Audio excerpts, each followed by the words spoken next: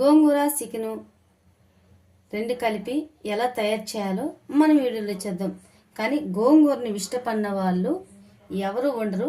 అందులో మనము దాంట్లో చికెన్ వేసి వండితే మనం గోంగూరలో చాలా చాలా బాగుంటుంది ఫ్రెండ్స్. నేను స్టవ్ ఆన్ చేసుకునేసి బాణలు వేడైపోయింది. ఇందులో ఆయిల్ 2 గరిటెలు ఆయిల్ వేసుకున్నా, ఈ గరిటెతో ఆయిల్ వేసుకున్నా 2 గరిటెలు. ఇప్పుడు ఇందులో మనం సన్నగా కట్ చేసుకున్న ఆనియన్ 2 మీడియం సైజ్ ఉల్లిగడ్డలు తీసుకున్నా,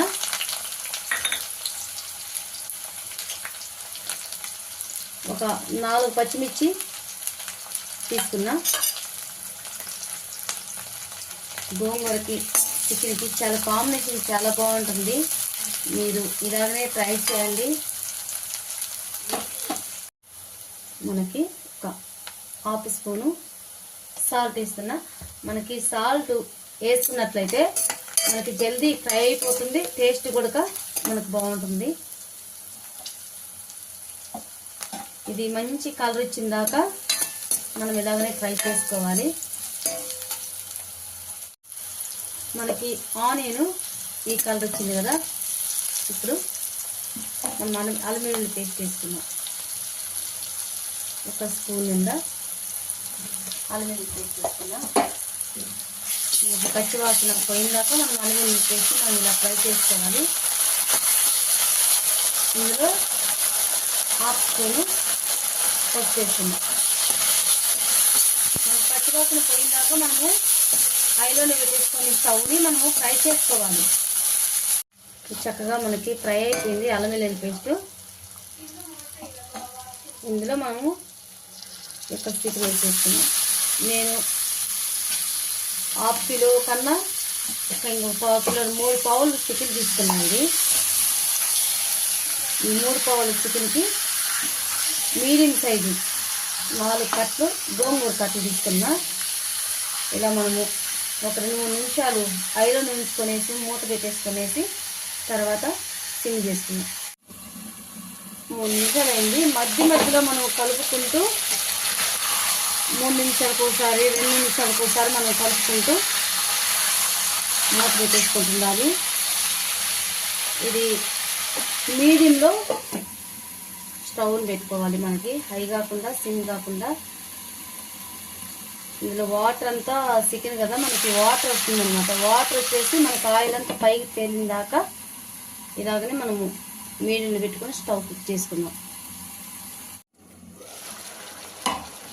చూడండి, వాటర్ అంతా వస్తుంది. ఈ వాటర్ మొత్తం ఇమిగిపోయేసి మనకి ఆయిల్ పైకి తేలిన దాకా ఇలాగనే మనం హైలోనే ఉంచుకొని స్టవ్ని కుక్ చేసుకుందాం.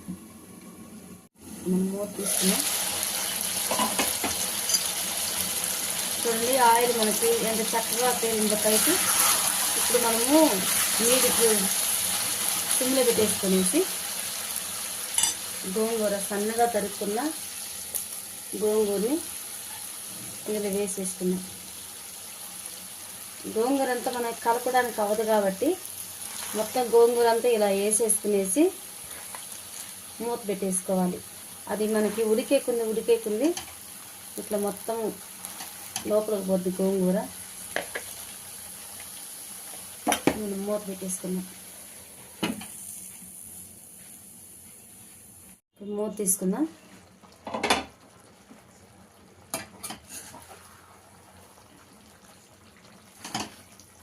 చక్కగా మొత్తం ఇలా కలిపేసుకుందాం.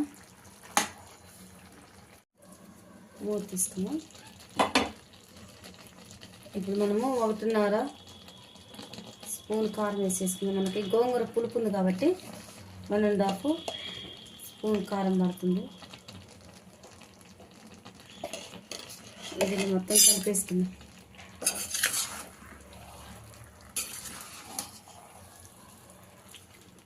ఓకే, మూత తీద్దాం. గోంగూర అంతా మనకి చక్కగా ఉడికింది. మనకు కొంచెం గ్రేవీ రావాలంటే మరి ఇంత దగ్గరగా ఉన్నా బాగోదు. ఇందులో మనకి వాటర్ వేసుకున్నాం.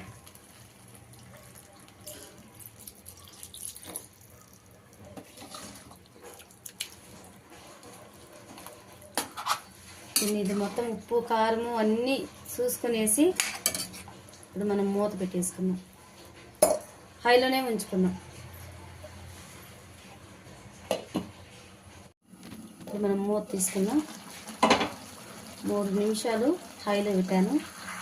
ఇప్పుడు మనము స్టవ్ని సిమ్ చేసుకుందాం. చాలా బాగా వచ్చింది. ఉప్పు కారము అన్నీ కరెక్ట్గా పర్ఫెక్ట్గా అన్నీ ఉన్నాయి. మనం ఇప్పుడు సిమ్లో పెట్టుకుందాం స్టవ్ని.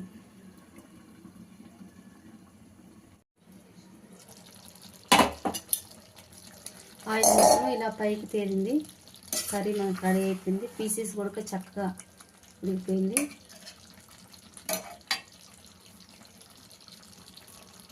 చాలా బాగా ఉడికింది. ఓకే, మనకి ఇందులో మనం గరం మసాలా వేసేసుకున్నాం. 1 స్పూన్ గరం మసాలా వేసుకున్నాం.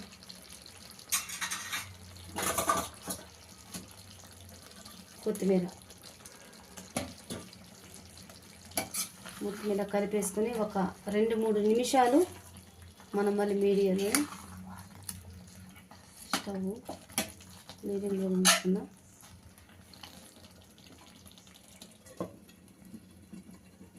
ఓకే, మనకి రెడీ అయిపోయింది చికెన్ కర్రీ గోంగూరతోటి.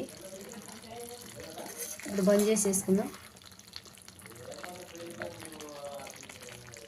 ఓకే, స్టవ్ బంద్ చేసేసుకుందాం.